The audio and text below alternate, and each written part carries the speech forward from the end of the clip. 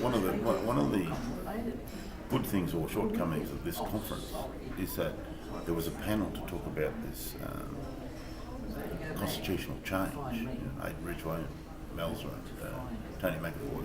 It was a good session, but I think it really a little bit dispiriting because, to see a system of compliance to change the constitution fundamentally is to be able to take out the race elements, but basically those race elements are probably only beneficial to white Australia. You go back to 1967, Aboriginal peoples lobbied to get included or get some rights. They actually managed to get 90% or whatever it was, 95% of the vote, white people voting for black people. But if you analyse what 67 did, 67 actually included us in the census or included us in the nation state to some degree. It wasn't our choice. If the alternative, like what's happening here today, Aboriginal people said, well, we want a self-governance, we want to be First Nations, we want to govern our own country. The 67 referendum was a nail in that coffin of that ideals.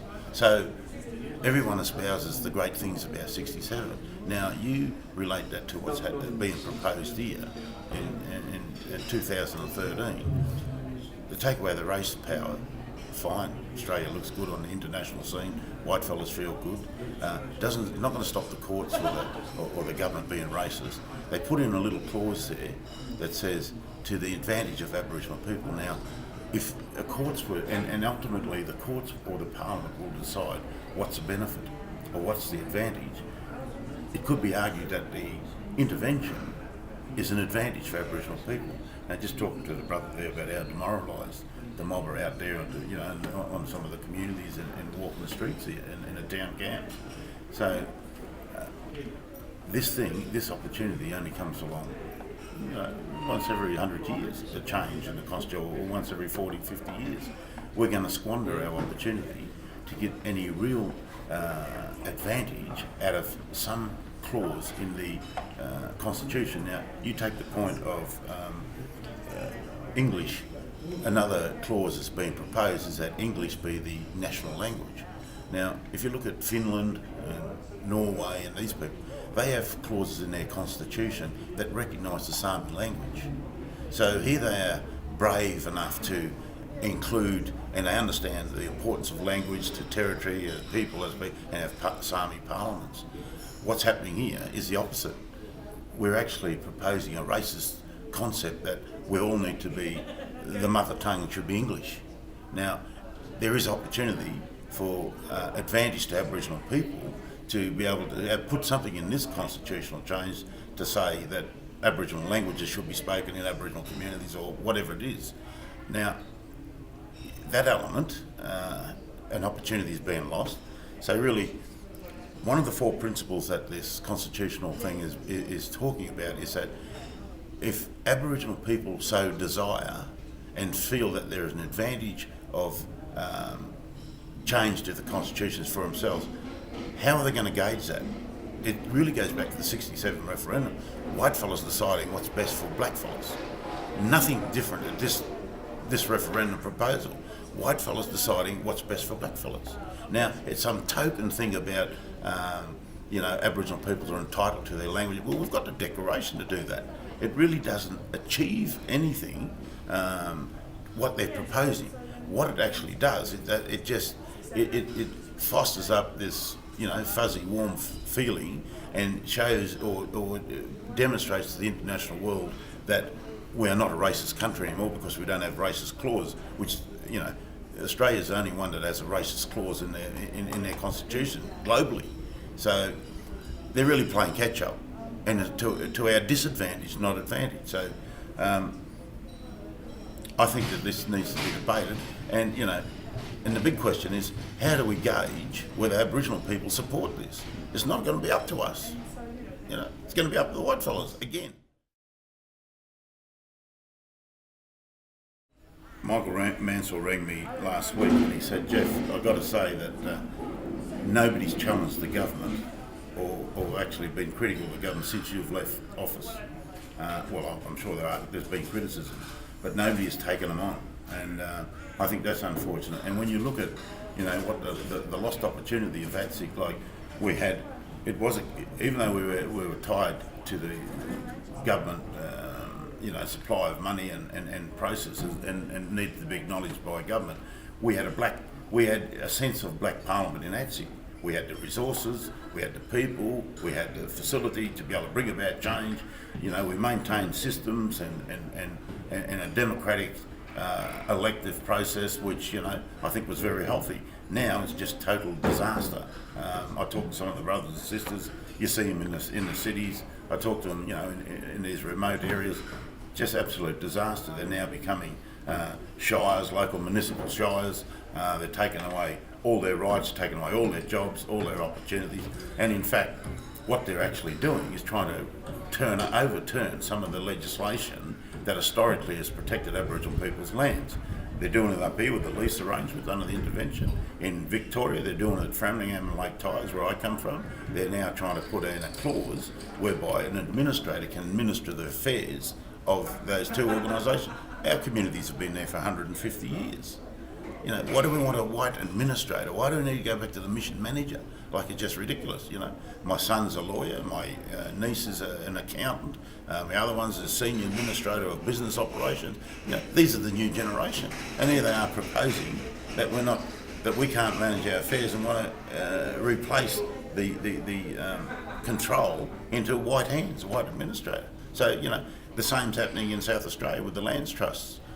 They're attacking the very foundation of the lands trust in South Australia, and I believe it's happening other places. So there is a continual assault on our rights. There's a continual assault on our democratic right to represent ourselves. And what is most pleasing about this conference is that there's spirit in the air again. Not as strong as I'd like it, because I'd like to be out there marching down that street, highlighting what's wrong with this intervention. But people are nervous, people are demoralised, people are scared, people don't have the resources. At least in ATSIC, we had those resources. We could mobilise it. So really the challenge now is for us to be able to sort of put our hands in our own pocket, take those first steps again, confront the system, develop systems that are going to bring about change. Because there's no more, what do we want? Well, they're not going to get it. It's what are we going to take? It's what are we going to assert? It's what are we, so what are we going to do? And I think if that's the spirit of the discussions here, I'm going to walk away a little bit happier than when I came here.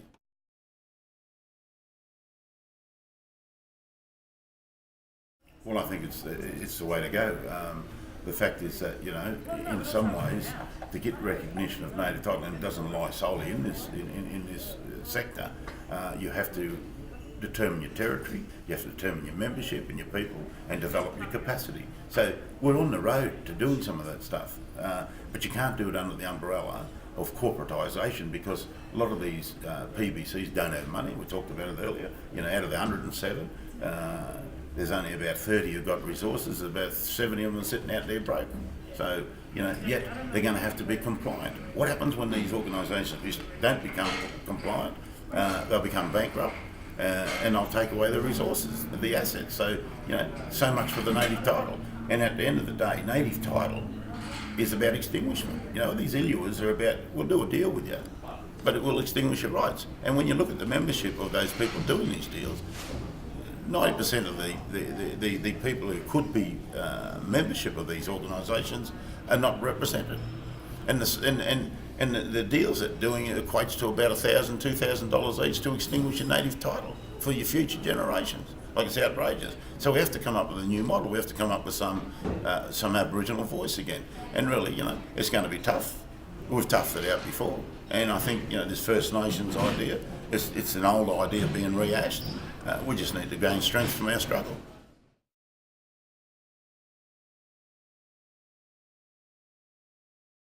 Well, of course, it's very rarely that we get the opportunity to talk about our land rights and our needs together collectively as Aboriginal and Torres Strait Islander people. And this annual conference is very, very important for that. Of course, this year I think has been particularly interesting because we're at a stage now of seeing outcomes come from the native title process and what are the challenges ahead now where those outcomes have been achieved, and that seems to be part of the discussion that's going on at the moment, and that of course also leads to the much bigger question of how do we get organised as Aboriginal people to be in control of our affairs.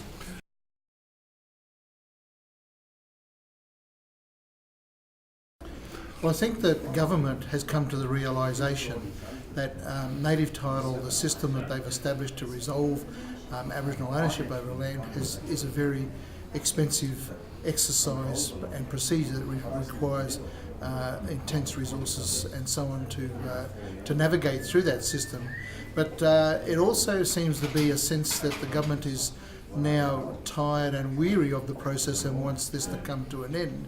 And this is the big concern, that by reviewing the role and functions of the native title service providers and by reviewing the growing existence of structures such as prescribed body corporates, that the government is now looking to divert its funds away from the native title services and more to the funding, to the operations of the prescribed body corporates. I think this is a very negative stance, and the direction has to be that the government puts additional resources into the new structural elements of prescribed body corporates.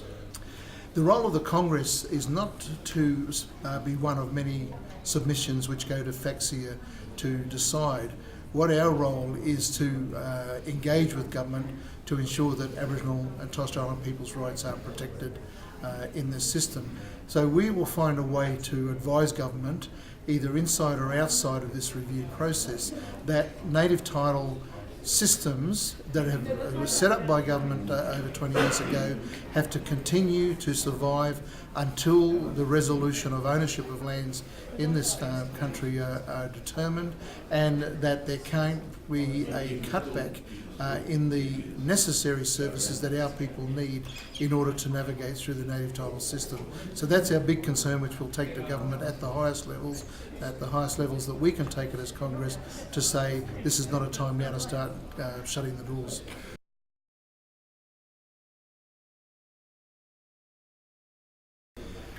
Well, I know there's a big split in the community about whether the Constitution should be reformed or not be reformed based upon the sovereign interests of the people. However, Congress has taken a position. We participated in the expert review. We support the recommendations that were made from the expert review. And just to explain very quickly, the terms of reference were to propose constitutional reform that was capable of being supported by Australians, the majority of people in the majority of states. We've come up with what we think is a very good proposal, one that has tangible benefits, not just symbolic references, and that is to address the continuing racial discrimination in the Constitution and to ensure that the parliaments of Australia cannot discriminate against the Aboriginal and Torres Strait Islander peoples. We think that reform is a very necessary one to get through, and we urge Aboriginal and Torres Strait Islander people to look closely at the proposals that came from the expert panel and to lobby government to make sure those reforms are the referendum.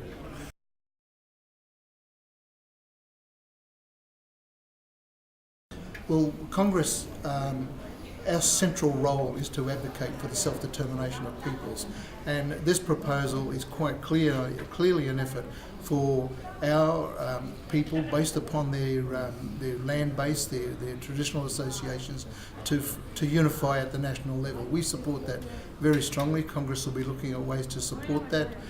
It's also a question of what roles should Congress play in the development of a National Assembly of prescribed body corporates, and also what should the prescribed body corporates do at the national level. Of course, it's in their interest to be able to continue the struggle for land rights and economic development.